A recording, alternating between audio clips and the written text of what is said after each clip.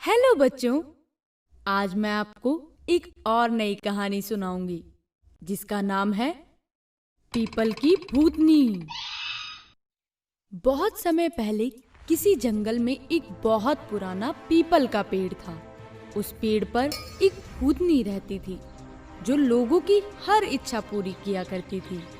हे people की भूतनी, मेरी सास बहुत बुरी है, वो हमेशा मुझे ताने मारती है।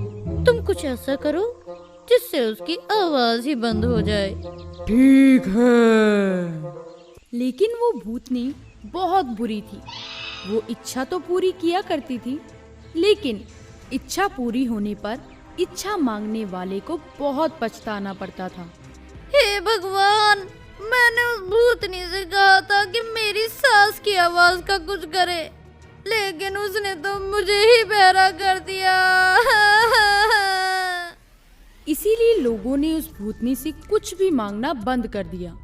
कोई भी जंगल की तरफ नहीं जाता था। भूतनी पेड़ को छोड़कर जा नहीं सकती थी और कोई इंसान उसके पास नहीं जाता था।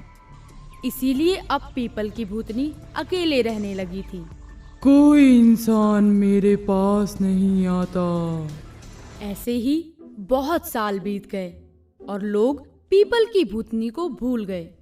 एक दिन पीपल की भूतनी ने बुद्धूमल उल्लू से कहा, बुद्धूमल, लगता है लोग मेरे बारे में भूल गए हैं। इसीलिए अभी गांव जाकर लोगों को बताओ कि मैं कैसे उनकी हर इच्छा पूरी कर सकती हूँ। उनके यहाँ आने पर मैं कुछ ऐसा करूँगी कि मुझे इस पीपल के पेड़ से बंधकर नहीं रहना पड़ेगा।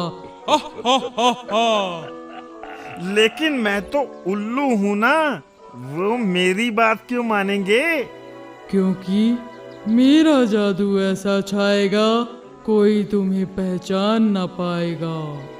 भूतनी के ऐसा कहते ही बुद्धूमल उल्लू इंसान बन गया। लो, मैंने तुम्हें शक्ल और अक्ल दोनों से इंसान बना दिया। अब तुम जल्दी जाओ और गांव वालों को मेरे बारे में बताओ। बुद्धूमल हाथ में एक मिठाई का डिब्बा लेकर गांव पहुंचा। उसने देखा कि कुछ गांव वाले आपस में बात कर रहे हैं और वो उनके पास गया और बोला, लो भैया, मिठाई खाओ। अरे तुम कौन हो और ये मिठाई क्यों बांट रहे हो? मैं तो बुद्धूमल हूँ ना। पास के जंगल में मुझे पीपल की भूतनी मिली थी। उस भूतनी ने मुझसे कहा कि वो मेरी एक इच्छा पूरी कर सकती है। ये सुनकर मैंने उसे सोने के 100 सिक्के देने को कहा और उसने जादू से मुझे सोने के 100 सिक्के दे दिए। उसी खुशी में मिठाई बांट रहा हूँ। ये सुनते ही गांव वाले बोलने लगे, हाँ, ऐसे क्यों कोई भूतनी किसी को सोने के 100 सिक्के देगी? भाई, मुझे तो दाल में कुछ काला लगता है। भाई, तुम ठीक कह रहे हो। भूतनियाँ कभी किसी को मुफ्त में कुछ नहीं देती। ये कहकर सभी गांव वाले वहां से चले गए। लेकिन सोने के सिक्कों की बात सुनकर सोहन नाम के व्यापारी के मन में लालच आ गया। वो उसी रात पीपल की भूतनी को ढूंढता हुआ जंगल पहुंचा। पीपल की भूतनी, मैं तुमसे कुछ मांगना चाहता हूँ। मांगो, क्या मांगना चाहते हो?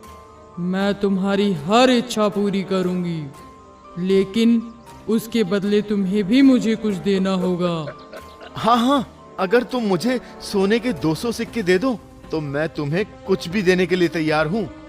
वादा करो, जो मैं मांगूंगी तुम मुझे दोगे। मैं वादा करता हूँ।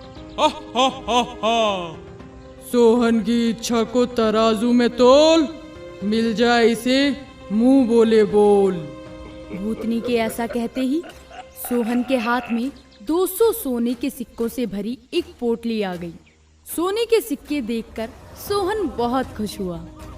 अब तुम अपना वादा पूरा करो। जरूर, बताओ तुम्हें क्या चाहिए? मुझे तुम्हारा शरीर चाहिए। क्या तुम मुझे खाना चाहती हो? नहीं, मैं तुम्हारे शरीर पर कब्जा करना चाहती हूँ। नहीं, मैं तुम्हें अपना शरीर नहीं दे सकता। अब तुम कुछ भी नहीं कर सकते सोहन। तुमने मुझसे वादा किया था और एक भूतनी को किया वादा तुम चाहकर भी नहीं तोड़ सकते। ऐसा कहकर भूतनी ने एक मंत्र पढ़ा। 200 साल मैं रही थी, अब इस पेड़ से मैं जाऊंगी, पर जाने से पहले सोहन को पीपल का भूत बनाऊंगी। भूतनी के ऐसा कहते ही भूतनी सोहन के शरीर में आ गई और सोहन की आत्मा उसके शरीर से निकलकर पीपल का भूत बन गई। ये तुमने क्या किया? आज से तुम पीपल के भूत हो, अब तुम इस पेड़ पर बैठे रहो।